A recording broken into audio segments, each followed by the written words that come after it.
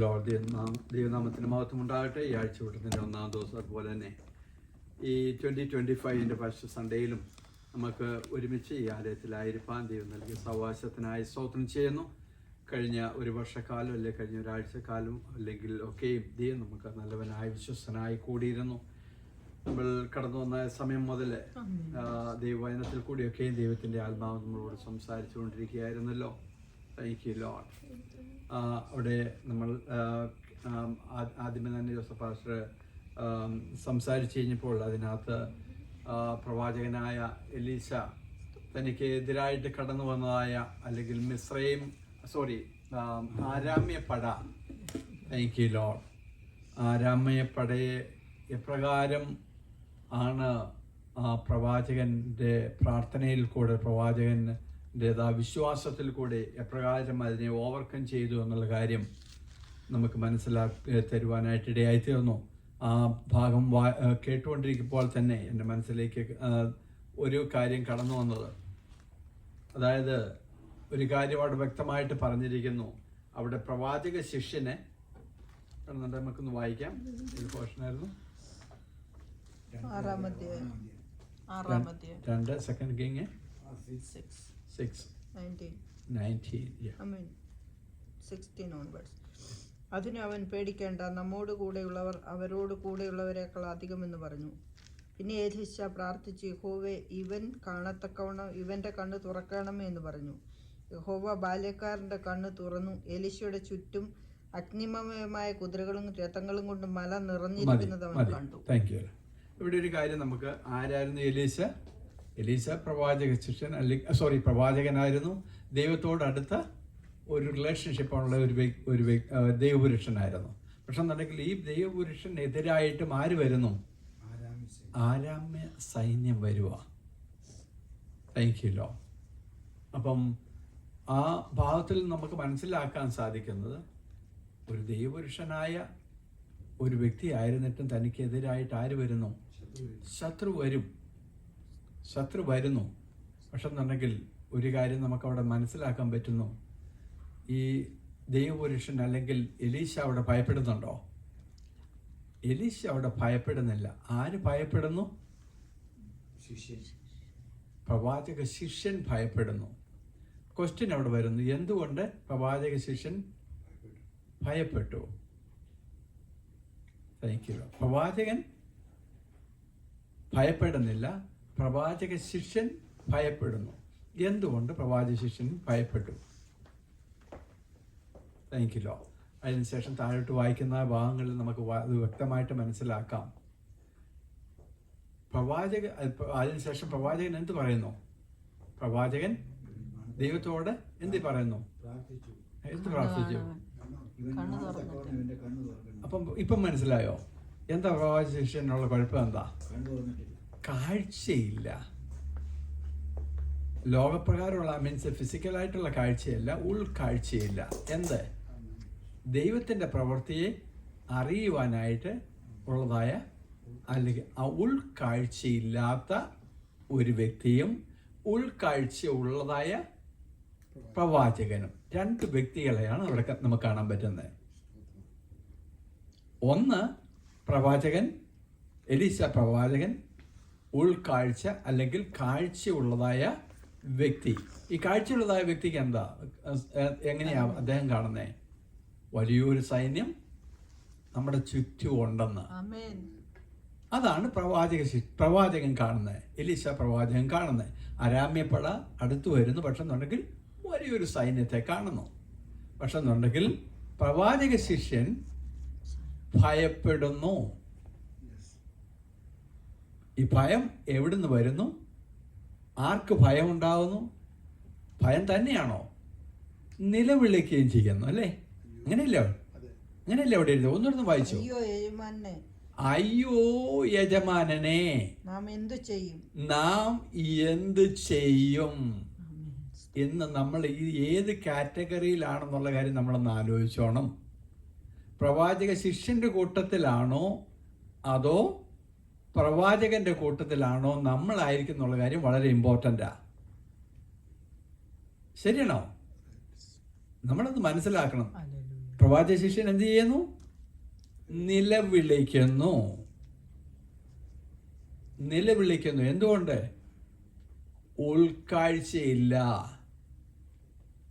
ഉൾക്കാഴ്ചയില്ലാത്ത ശിഷ്യൻ നിലവിളിക്കുന്നു. അയ്യോ, കരച്ചില്, നിലവിളിക്കുന്നു. ആരാ അദ്ദേഹം? പ്രവാചകന്റെ കൂട്ടത്തിൽ നടക്കുന്ന ആള്. ദൈവത്തെ വിശ്വാസമില്ലേ? ഞാൻ വിശ്വസിക്കുന്നു, അദ്ദേഹം വിശ്വാസമൊക്കെ ഉണ്ട്. പക്ഷെ എന്നുണ്ടെങ്കിൽ യഥാർത്ഥത്തിലുള്ളതായ ആ കാഴ്ചയില്ല. പ്രതിസന്ധിയുടെ മുമ്പിൽ നിലവിളിക്കുന്നതായ ഒരു ശിഷ്യൻ. വളരെ ക്ലിയർ. നമ്മൾ മനസ്സിലാക്കേണ്ട ഒരു വളരെ ഇമ്പോർട്ടൻ്റാ. എല്ലാവരും പറയുന്നത്, എല്ലാവർക്കും ഈ കരച്ചിൽ ഭയങ്കര ഇഷ്ടമാണ്. പക്ഷെ എന്നുണ്ടെങ്കിൽ എന്തുകൊണ്ട് കരയുന്നു? ഭയം കൊണ്ട് കരയുന്നു. എങ്ങനെ ഭയം വരുന്നു? ഉൾക്കാഴ്ചയില്ല. അതേ സമയത്ത് പ്രവാചകൻ അവിടെ എന്ത് ചെയ്യുന്നു? പ്രവാചകൻ അവിടെ നല്ല ബോൾഡായിട്ട് അവിടെ നിൽക്കുക. വല്ല ഭയമുണ്ടോ അദ്ദേഹത്തിന്? അദ്ദേഹത്തിനാണെന്നുണ്ടെങ്കിൽ ഒരു ഭയവും ഇല്ല, നല്ല ബോൾഡായിട്ട് നിൽക്കുന്നു. എനിക്കല്ലോ അത് ഒരു കാര്യം നമ്മൾ പ്രത്യേകം മനസ്സിലാക്കുക. നമ്മൾ ഈ പ്രവാചകന്റെ കൂട്ടത്തിലാണോ അതോ പ്രവാചക ശിഷ്യന്റെ കൂട്ടത്തിലാണോ? ഇന്നത്തെ സമൂഹത്തിൽ നമ്മൾ നോക്കിക്കഴിഞ്ഞ് കഴിഞ്ഞാൽ അനേകർ വിഷയങ്ങളുടെ മുഖത്ത് അവർ നിലവിളിക്കുന്നു. ഭയം ഉള്ളതുകൊണ്ടാണ് ഇവർ നിലവിളിക്കുന്നത്. ഉള്ളിൽ ഭയം ഉള്ളതുകൊണ്ടാണ് നിലവിളിക്കുന്നത്. ധൈര്യം ഇല്ലാത്തത് കൊണ്ടാണ് ഇവർ നിലവിളിക്കുന്നത്. അയ്യോ, എന്ത് സംഭവിക്കും, നാളെ എന്താകും എന്നുള്ളതായ, അല്ലെങ്കിൽ അടുത്ത നിമിഷം എന്താവും, ശത്രു വരുന്നു, അല്ലെ പ്രതികൂലം വരുന്നു, അല്ലെങ്കിൽ എങ്ങനെ ഞാൻ ഈ കാര്യത്തെ ഹാൻഡിൽ ചെയ്യും, എങ്ങനെ ഈ വിഷയത്തെ ഞാൻ ഹാൻഡിൽ ചെയ്യും.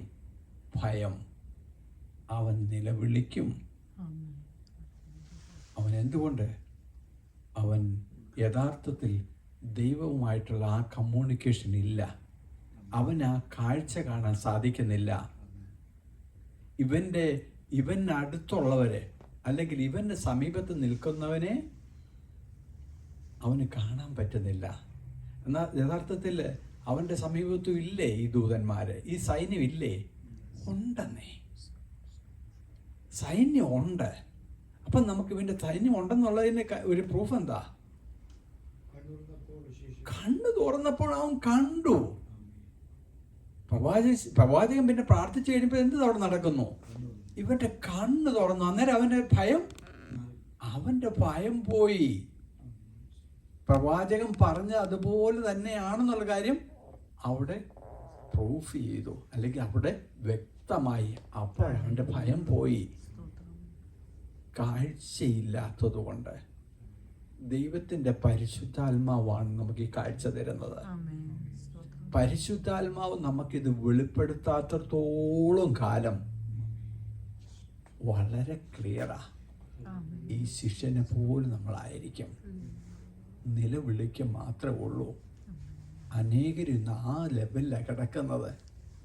പരിശുദ്ധാത്മാവ് നമ്മൾക്ക് ആ റെവലേഷൻ തരാത്തത്തോളം കാലം, ഈ തിരിച്ചറിവ് നമുക്ക് കിട്ടാത്തത്തോളം കാലം നിലവിളിക്കും. Thank you Lord. നമ്മൾ ഒരു കാര്യം വ്യക്തമായിട്ട് മനസ്സിലാക്കുക. അത് ഞാനിപ്പോൾ എടുത്ത ഒന്ന് രണ്ട് ഭാഗങ്ങൾ ജസ്റ്റ് ഒന്ന് എൻ്റെ ഓർമ്മയിൽ മീൻസ് കഴിഞ്ഞ ദിവസങ്ങളിലൊക്കെ എൻ്റെ മനസ്സിലേക്ക് വന്ന ഒന്ന് രണ്ട് കാര്യങ്ങൾ. അതിൽ ഒരു കാര്യം യോഹന്നാൻ്റെ ശിഷ്യന്മാരോട്, അല്ലെന്നുണ്ടെങ്കിൽ മത്തായി സുവിശേഷം അതിൻ്റെ 9-ാം അധ്യായത്തിൻ്റെ 16-ാം വാക്യത്തിൽ, അത് പഴയ തുണി, യേശു പറഞ്ഞ ഒരു ഉദാഹരണമാണ്.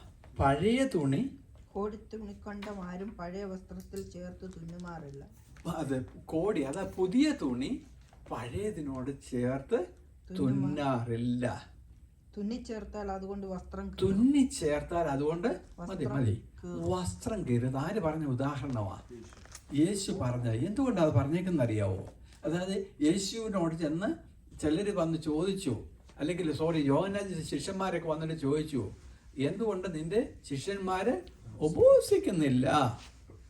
വേറെ രീതിയിൽ ഞാനിതൊക്കെ പറയുമ്പോഴത്തെ ഉപവസിക്കേണ്ട എന്നുള്ള രീതിയിലൊന്നും ആരും ചിന്തിക്കരുത്. തീർച്ചയായിട്ടും ഞാൻ ഉപവസിക്കുന്ന ആൾ തന്നെയാണ്. എന്തുകൊണ്ട്? ഇവർ യേശു പറയുന്ന മറുപടി എന്താ? അതായത് ആരാ കൂട്ടത്തിലുള്ളത്? താങ്ക്യല്ലോ. മണവാളൻ കൂട്ടത്തിലുണ്ടെന്നേ. മണവാളൻ കൂട്ടത്തിലുള്ളപ്പം അവർക്ക് തോഴിമാർക്ക് ദുഃഖിപ്പാൻ, ആമേൻ, ഹല്ലേലൂയ, കാരണമില്ലെന്നേ. യേശു നിന്റെ കൂട്ടത്തിലുണ്ടെന്നേ. ഇപ്പം യേശു നിന്റെ കൂട്ടത്തിലുണ്ട്. അതുകൊണ്ട് എന്ത് ചെയ്യണം?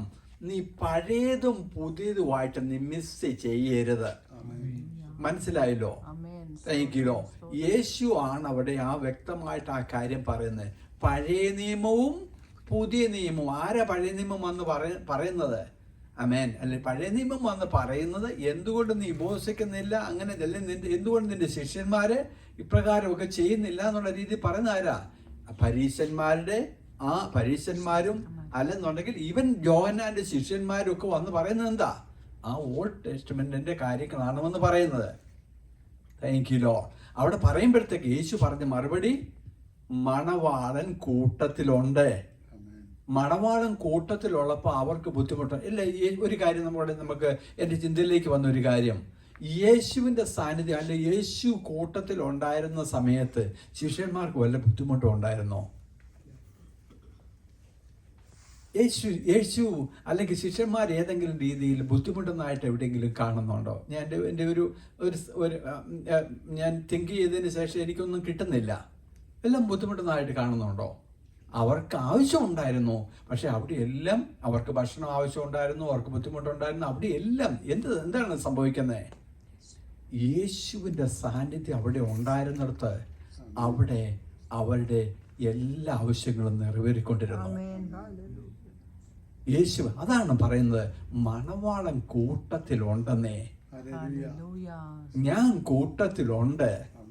ഞാൻ കൂട്ടത്തിലുള്ളപ്പോൾ നിങ്ങൾ ഒരു കാര്യം ചെയ്യണം. നിങ്ങൾ മനസ്സിലാക്കണം, പഴയതിനോട് ഈ പുതിയത് വെച്ച് തുന്നരുത്.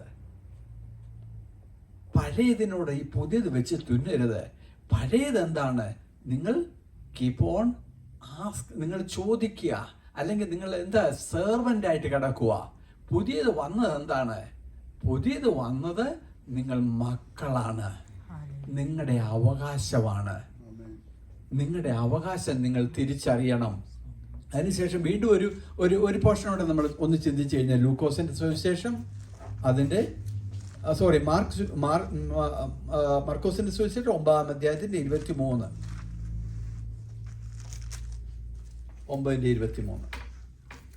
യേശു അവരോട്, നിന്നാൽ കഴിയുമെങ്കിൽ എന്നോ വിശ്വസിക്കുന്നവന് സകലവും കഴിയുമെന്ന് പറഞ്ഞു. താങ്ക്യൂ. മതി.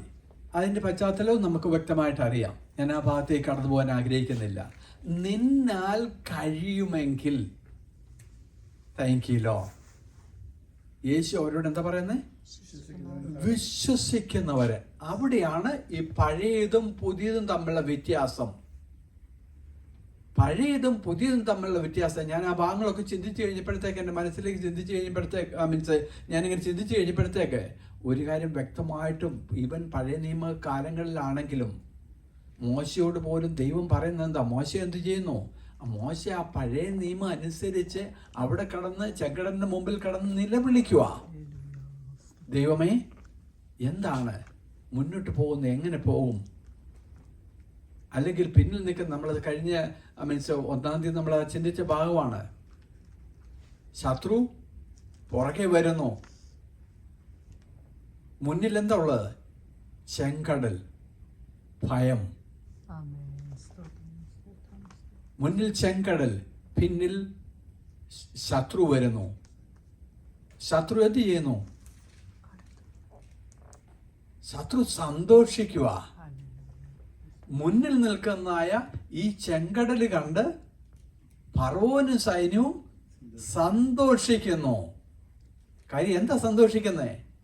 ഇവർക്ക് അല്ലെ ഇസ്രായേൽ ജനത്തിന് മുന്നോട്ട് പോകാൻ സാധിക്കത്തില്ല, അവരവിടെ കുടുങ്ങിക്കിടക്കുക. ശത്രു സന്തോഷിക്കുക. ഇസ്രായേൽ ജനം എന്ത് ചെയ്യുന്നു? അവര് നിലവിളിക്കുന്നു, അല്ലെങ്കിൽ അവര് കരയുന്നു. എന്തുകൊണ്ട് അവർ കരയുന്നു? അവരുടെ മുമ്പിൽ ഈ സെയിം ചെങ്കടലുള്ളത് കൊണ്ടും ശത്രു പുറകിൽ നിന്ന് വരുന്നതുകൊണ്ടും അവര് കരയുക. മനസ്സിലാക്കുന്നുണ്ടോ?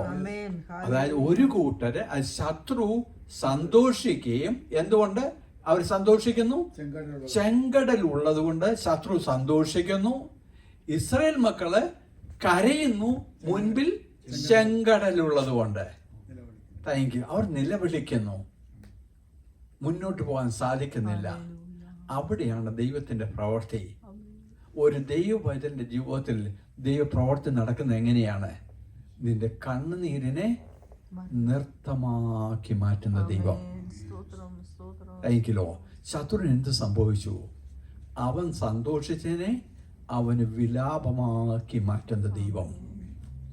ഒരു ദൈവത്തിന്റെ ജീവിതത്തിൽ വരുന്നതിനെ അവന്റെ ദുഃഖത്തെ സന്തോഷമാക്കി ദൈവം മാറ്റുകയും അതേ ശത്രുവിനെ, താങ്ക് യു ലോർഡ്, ആരവനെ കുറിച്ച് സന്തോഷിച്ചോ അതേ സന്തോഷത്തെ അവന് വിലാപമാക്കി മാറ്റുകയും ചെയ്യുന്ന ദൈവം.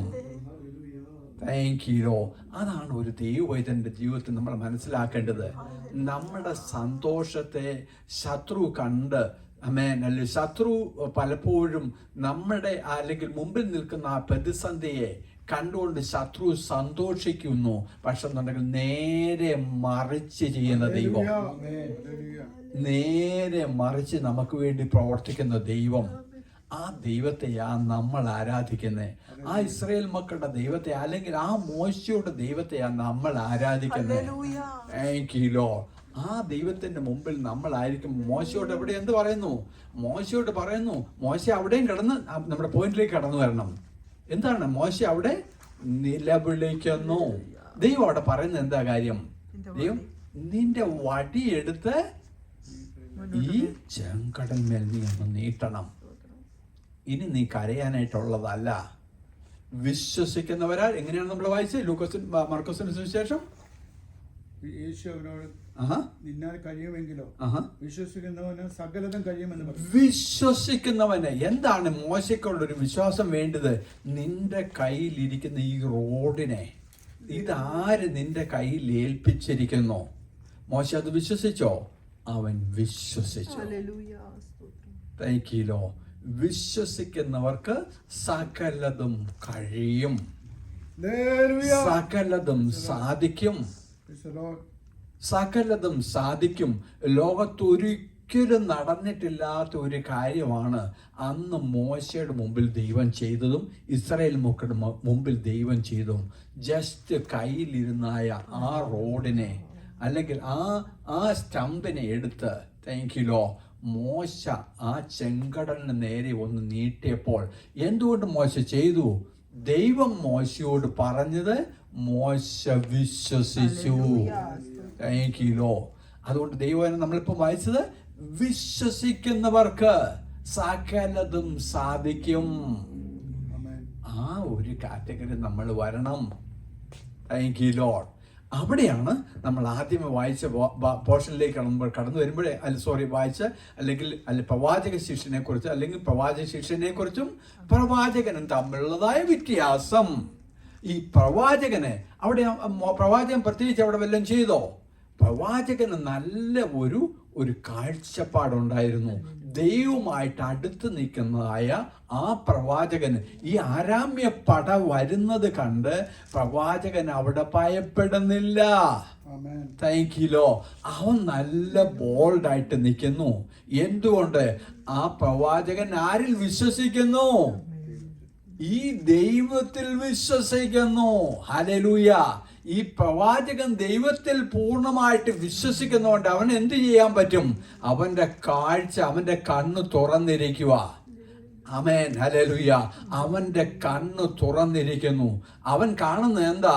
അരാമ്യ പടയെക്കാട്ടിലും വലിയൊരു സൈന്യം എന്റെ ചുറ്റും നിൽക്കുന്നു.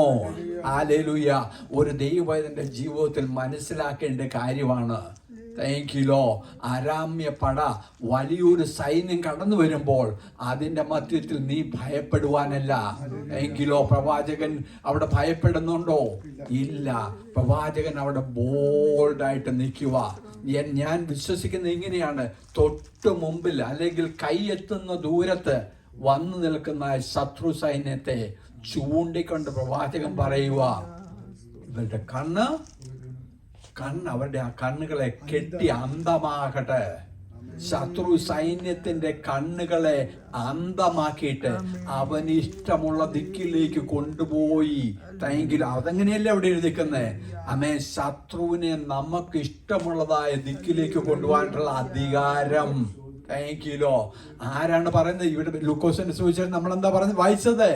വിശ്വസിക്കുന്നവർക്ക് സകലതും സാധിക്കും. യേശുവിന്റെ വാക്കുകളാ. താങ്ക്യൂലോ. നമ്മൾ മനസ്സിലാക്കണം നമ്മൾ ഏത് ഗ്രൂപ്പിലാണ് നിൽക്കുന്നത്. താങ്ക്യൂലോ. പ്രവാചക ശിഷ്യന്റെ ഗ്രൂപ്പിൽ നിൽക്കുന്നോ അതോ പ്രവാചകന്റെ ഗ്രൂപ്പിൽ നിൽക്കുന്നോ? പ്രവാചകന്റെ ഗ്രൂപ്പിലാണ് നിൽക്കുന്നെങ്കിൽ യേശു നിന്നോട് പറയുക, നിനക്ക് സകലതും സാധിക്കും. അല്ലെങ്കിൽ ഒരു ദൈവവൈതലിന് സകലതും സാധിക്കും. പിന്നെ നീ പഴയത് എടുത്തോണ്ട് വരരുത്. പഴയ തുണിക്കണ്ടം പുതിയ തുണിക്കണ്ടം എടുത്ത് പഴയതിനോട് നീ കുത്തി തയ്ച്ചു വെക്കരുത്. സ്പോയിലാകത്തേ ഉള്ളൂ. ഹല്ലേലൂയ. പുതിയതൊന്ന് നമ്മുടെ യേശു തന്നിരിക്കുക. അധികാരം ദൈവവൈതലിന് തന്നിരിക്കുക. അധികാരം തന്നിരിക്കുന്ന അല്ലെങ്കിൽ ലഭിച്ചിരിക്കുന്ന പൈതലിന് അവൻ അധികാരത്തോടുകൂടെ തന്നെ അവൻ നിൽക്കും. അവൻ ഭയപ്പെടുന്നുണ്ടോ? എലീശ പ്രവാചകൻ ഇവിടെ ഭയപ്പെടുന്നതായിട്ട് അവിടെ കാണിക്കുന്നുണ്ടോ? ആരെ ഭയപ്പെടുന്നത്? പ്രവാചക ശിഷ്യൻ എന്തുകൊണ്ട് ഭയപ്പെട്ടു? ഞാൻ ഒന്നുകൂടെ റിപ്പീറ്റ് ചെയ്യുക. എന്തുകൊണ്ട് ഭയപ്പെട്ടു? കാഴ്ചയില്ലാത്തത് കൊണ്ട് അവൻ ഭയപ്പെട്ടു. കാഴ്ചയില്ലാത്തവൻ ഭയപ്പെടും. താങ്ക്യൂലോ. ദൈവവചനത്തെ കുറിച്ചുള്ളതായ ജ്ഞാനമില്ലാത്തവൻ അല്ലെങ്കിൽ പരിശുദ്ധാത്മാവിന്റെ ആ കമ്മ്യൂണിക്കേഷൻ ഇല്ലാത്തവൻ ഭയപ്പെടണം. താങ്ക്യൂലോ. അവൻ ശത്രുവിനെ ഭയപ്പെടണം. കാഴ്ചയുള്ളവൻ താങ്ക്യൂലോ അവൻ ബോൾഡായിട്ട് നിൽക്കും. എന്നോട് കൂടെയുള്ളവൻ സർവശക്തനായ ദൈവം എന്നോട് കൂടെ ഉണ്ട്. ഒരു അനർത്ഥവും നിനക്ക് ഭവിക്കയില്ല. ഒരനർത്ഥവും നിനക്ക്, ഒരു ബാധയും നിന്റെ കൂടാരത്തിന് അടുക്കയില്ലെന്ന് ദൈവത്തിന്റെ വചനമാ. പിന്നെ നീ ബാധയെ പേടിക്കേണ്ട കാര്യമുണ്ടോ? ബാധ വരുന്നതിനെ നിനക്ക് കെട്ടാനായിട്ടുള്ള അധികാരമുണ്ടെന്ന്. Thank you Lord. ഹല്ലേലൂയ. അതുകൊണ്ട് ദൈവം എങ്ങനെയാ പറഞ്ഞിരിക്കുന്നത്? നീ ഭൂമിയിൽ കെട്ടുന്നതിനെ സ്വർഗത്തിൽ നീ കെട്ടുന്നതിനെ. Thank you. ആര്? കാഴ്ചയുള്ളവൻ, അഭിഷേകമുള്ളവൻ കെട്ടുന്നവനെ. Thank you. നീ ഭൂമിയിൽ കെട്ടുന്നോ അത് സ്വർഗത്തിലും കെട്ടപ്പെടും. ഹല്ലേലൂയ. നീ ഭൂമിയിൽ അഴിക്കുന്നതാണോ അത് സ്വർഗത്തിലും അഴിയപ്പെടും. ഹല്ലേലൂയ. അതാണ് അഭിഷേകത്തിന്റെ വ്യത്യാസം. ഹല്ലേലൂയ. പ്രവാചകൻ ശിഷ്യൻ എന്ത് ചെയ്യുന്നു? അവൻ കരയുന്നു. ഭയം. Thank you. എന്തുകൊണ്ട്? അവൻ കാഴ്ചയില്ലാത്തത് കൊണ്ട്. പ്രവാചകൻ എന്ത് ചെയ്യുന്നു? ബോൾഡായിട്ട് നിന്ന് അവന്റെ നേരെ വരുന്ന ആ പ്രതികൂലത്തെ അവൻ എന്ത് ചെയ്യുന്നു? അവൻ ഇഷ്ടമുള്ള രീതിയിലേക്ക് കെട്ടിയിട്ട് അവൻ കൊണ്ടുപോവുകയാണ്. അരാമ്യ പട. ഒന്ന് മനസ്സിലാക്കണേ, ഒന്നും രണ്ടും ആൾക്കാരൊന്നും അല്ലെന്നേ, വലിയൊരു സൈന്യം. യഹോവയുടെ അഭിഷേകത്തിനെതിരായിട്ട് അവനെ കൊല്ലാനായിട്ട് വന്നതായ ആ വലിയൊരു സൈന്യം, ഒന്നും രണ്ടും ആൾക്കാരൊന്നും അല്ല, വലിയൊരു സൈന്യം അവൻ്റെ നേരെ വരിക. ആ സൈന്യത്തെ അന്ധരാക്കി. താങ്ക്യൂലോ. അല്ലെങ്കിൽ ഒന്ന് മനസ്സിലാക്കുക, ആ ദൈവ പൈതലിൻ്റെ അധികാരം ദൈവത്തോട് ചേർന്ന് നിൽക്കുന്നവൻ. ഞാൻ പ്രവാചകൻ എന്നൊക്കെ വേടൊക്കെ ഒന്ന് വിട്ടുകളയട്ടെ. താങ്ക്യൂലോ. ദൈവത്തോട് ചേർന്ന് നിൽക്കുന്ന ആ ദൈവ പൈതലിന്റെ അധികാരവും നമ്മളൊന്ന് മനസ്സിലാക്കണം. ആ അധികാരമാ ദൈവം നമുക്ക് തന്നിരിക്കുന്നത്. ആ ദൈവത്തിന്റെ മക്കളാക്കി ആ ദൈവം നമ്മളെ തീർത്തിരിക്കുന്നത്. പക്ഷെങ്കിൽ നമ്മുടെ ചോയ്സ് ആണ് ഏത് രീതിയിലായിരിക്കാം എന്നുള്ളത്. താങ്ക്യൂലോ. പ്രവാചക ശിഷ്യനായിരിക്കാം. ഭയം, ആ രീതിയിൽ നമുക്ക് ജീവിക്കാം. നല്ലൊരു ശതമാനം ആൾക്കാരെ നോക്കിക്കഴിയുമ്പോഴത്തും ആ ഭയം. താങ്ക്യൂലോ. യേശു എന്ത് പറയുന്നു? സകലതും സാധിക്കുമെന്നേ. സകലതും സാധിക്കും. സകലതും സാധിക്കും. വിശ്വസിക്കുന്നവർക്ക് സകലതും സാധിക്കും. നമ്മൾ ആ കാര്യം മനസ്സിലാക്കണം. നമ്മളിനി ആ അടിമകൾ അല്ലെങ്കിൽ പഴയതിനെ എടുത്ത് അല്ലെങ്കിൽ പുതിയതിനെ എടുത്ത് പഴയതുമായിട്ട് സ്റ്റിച്ച് ചെയ്യരുത്. Thank you Lord. ആമേൻ. അല്ലെങ്കിൽ പുതിയതായിട്ട് തന്നെ എവിടെ ഒഴിക്കണം? അത് പുതിയ വീഞ്ഞ് എവിടെ ഒഴിക്കണം? പുതിയ ഭരണി എടുക്കണം. Thank you Lord. പുതിയ ഭരണി എടുത്ത് നീ ഒന്ന് മനസ്സ് ആ ചിന്തകളൊക്കെ ഒന്ന് മാറ്റണം. പഴയ അല്ലെങ്കിൽ ആ ട്രഡീഷണലൊക്കെ ഒന്ന് വിട്ട് കളഞ്ഞിട്ട് ദൈവത്തോട് അടുത്ത് ചെല്ലണം, ദൈവത്തോട് ചേർന്ന് നിൽക്കണം. അപ്പം പരിശുദ്ധാത്മാവ് നമ്മളോട് സംസാരിക്കും, പരിശുദ്ധാത്മാവ് നമ്മളെ ബോൾഡാക്കും, പരിശുദ്ധാത്മാവ് നമുക്ക് അധികാരം തരും. എങ്കിലോ പരിശുദ്ധാത്മാവ് നമുക്ക് കണ്ണിന് കാഴ്ച തരും. എങ്കിലോ പരിശുദ്ധാത്മാവ് ഞാൻ വിശ്വസിക്കുന്ന പൂർണ്ണമായിട്ടും ഇതിനെല്ലാം പിന്നിൽ പ്രവർത്തിക്കുന്ന പരിശുദ്ധാത്മാവാ. എങ്കിലോ ഞാൻ പൂർണ്ണമായിട്ടും വിശ്വസിക്കുക. എൻ്റെ അനുഭവത്തിൽ കൂടെ എനിക്ക് അങ്ങനെ തന്നെ പറയുവാനായിട്ടുള്ളത്. പരിശുദ്ധാത്മാവ് നമുക്ക് വെളിപ്പാട് തരും, പരിശുദ്ധാത്മാവ് നമുക്ക് ആലോചന തരും, പരിശുദ്ധാത്മാവ് നമുക്ക് ധൈര്യം തരും. പരിശുദ്ധാത്മാവിൻ്റെ ശക്തി വ്യാപരിക്കുമ്പോൾ അവിടെ അത്ഭുതങ്ങൾ നടക്കും. എങ്കിലോ ഇന്ന് നമ്മുടെ കണ്ണിന്റെ മുമ്പിലൊക്കെ കാണുന്നതായ കാര്യങ്ങളാണ്. പരിശുദ്ധാത്മാവിന്റെ ശക്തി വെളിപ്പെടുമ്പോൾ അവിടെ അത്ഭുതങ്ങൾ നടക്കും. ഹല്ലേലൂയ. ആമേൻ. എന്തിൽ കൂടെ? ദൈവവചനത്തിൽ കൂടെ. ഇതെല്ലാം അല്ലെങ്കിൽ ഒരു വ്യക്തിക്ക് നടക്കണം എന്നുണ്ടെങ്കിൽ എന്ത് വേണം? ആമേൻ. അല്ലെങ്കിൽ അല്ലെങ്കിൽ നമ്മുടെ ഈ സ്ട്രെച്ചർ അല്ലെങ്കിൽ നമ്മുടെ ഈ ബോഡി, താങ്ക് യു ലോർഡ്, എങ്ങനെ ഇത് നടക്കാൻ പറ്റും? ഇതിന് ആത്മാവ് വേണം. അല്ലാതെ ഒരു ഡെഡ് ബോഡി എടുത്തിട്ട് നടത്തിക്കാൻ പറ്റുമോ? ഇല്ലെന്നേ. ഒരു ഡെഡ് ബോഡി എടുത്തിട്ട് നടത്തിക്കാൻ ഒക്കത്തില്ല. എങ്കിലോ ഇതിനകത്ത് ആത്മാവ് വേണം. ആത്മാവ് ഉണ്ടെങ്കിൽ ഇത് നടക്കത്തുള്ളൂ. എങ്കിലോ ആത്മാവ് ഇല്ലാത്തവൻ അതവിടെ കിടക്കുകയേ ഉള്ളൂ. എങ്കിലോ ഇതിനു വേണ്ടി എന്ത് ചെയ്യണം? നമ്മുടെ ബ്രെയിനൊക്കെ വർക്ക് ചെയ്യണം, ആക്റ്റീവായിരിക്കണം. Thank you Lord. ഹല്ലേലൂയ. അതുകൊണ്ട് നമുക്ക് എന്ത് വേണം? പരിശുദ്ധാത്മാവിൻ്റെ ശക്തി നമ്മൾക്കൂടെ വെളിപ്പെടണം. പരിശുദ്ധാത്മാവിൻ്റെ ശക്തിയിൽ കൂടിയാണ് വിടുതൽ നടക്കുന്നത്. അതുകൊണ്ട് നമുക്ക് ആ ദൈവത്തോട് അടുത്ത് ചെല്ലണം. നമുക്ക് കാഴ്ച വേണം, കാഴ്ചയുള്ളവരായിരിക്കണം. എലീശ പ്രവാചകനെ പോലെ നമുക്ക് കാഴ്ച ഉണ്ടെന്നുണ്ടെങ്കിൽ സകലതും സാധിക്കും. ഒരു ശത്രുവിനും ഒരു ആരാമ്യ പടയും നമുക്കെതിരായിട്ട് നിൽക്കുവാൻ സാധിക്കത്തില്ല. അതേ സമയത്ത് കാഴ്ചയില്ലെന്നുണ്ടെങ്കിൽ ഈ പ്രവാചക ശിഷ്യനെ പോലെ, ആദ്യമുണ്ടായിരുന്ന ആ പ്രവാചക ശിഷ്യനെ പോലെ എന്ത് ചെയ്യും? ഏത് വിഷയം വന്നാലും അന്ന് കരച്ചില്, പ്രയാസം, ഭയപ്പാട്, ഭയം, ഇതെല്ലാം ഉള്ളവന് എന്ത് ചെയ്യുന്നു? ഈ കാഴ്ചയില്ലാത്തവനാണ്. ഉൾക്കാഴ്ചയില്ലാത്തവൻ ഭയപ്പെടുന്നു. എങ്കിലോ നമ്മൾ ആ ലെവലിലായിരിക്കുവാൻ അല്ല ദൈവം നമ്മളെക്കുറിച്ച് ആഗ്രഹിക്കുന്നത്. ഒരു ദൈവ പൈതലാണെന്നുണ്ടെങ്കിൽ നിനക്ക് ഈ ഉൾക്കാഴ്ച നമുക്ക് മസ്റ്റായിട്ടും വേണം നമ്മുടെ ജീവിതത്തിൽ. എന്നാൽ നമ്മുടെ ലൈഫിൽ നമ്മുടെ ദൈവത്തെ ഓരോ ദിവസവും നമുക്ക്, അതായത് യേശു പറഞ്ഞ ഉദാഹരണം, എങ്കിലോ വിശ്വസിക്കുന്നവരാൽ ഈ അത്ഭുതങ്ങൾ, അടയാളങ്ങളൊക്കെ നടക്കും, വിടുതൽ നടക്കും. അവർക്ക് അസാധ്യമായിട്ട് ഒരു കാര്യവുമില്ലെന്ന്. എങ്കിലോ ആ ദൈവവചനത്തിൽ നമുക്ക് പൂർണ്ണമായിട്ട് വിശ്വസിച്ചുകൊണ്ട് ഈ പരിശുദ്ധാത്മാവിൻ്റെ സാന്നിധ്യം കൂടുതലായി നമ്മുടെ ജീവിതത്തിൽ അനുഭവിച്ചുകൊണ്ട് നമ്മുടെ ജീവിത പ്രയാണം നയിപ്പാൻ ദൈവം നമ്മുടെ ജീവിതത്തിൽ ഇടയാക്കട്ടെ എന്ന് പറഞ്ഞുകൊണ്ട് എൻ്റെ വാക്കുകളെ ചുരുക്കുന്നു. Thank you.